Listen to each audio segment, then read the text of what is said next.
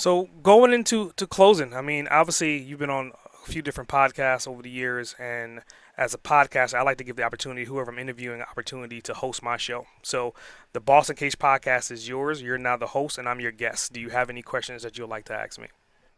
Yeah, I got a lot of questions I'd like to ask you. So, um, first of all, I'd like to know what you're looking for. What kind of an audience member does the best podcast and the easiest for you to work with? And if I wanted to help you out with your company, because it's what I love doing, who is your biggest target and why? Gotcha. So that's a two-part question. First part of that question, essentially, after doing this podcast going on 3 years, it comes to be more so not necessarily startup founders, but just CEOs and executives and entrepreneurs that have like that founder's edge to it. Just like you, for example. I mean, obviously, you were in corporate America, you became an entrepreneur, and now like you're founding and building this whole platform, the SaaS platform.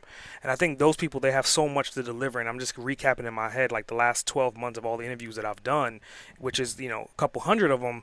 And literally every single time, no matter what that platform is or what that software is, they always deliver a unique story, a unique message, and it's always inspirational. No matter if they're a multi-millionaire, billionaire, or if they're only at 100,000, every single time they deliver inspiration.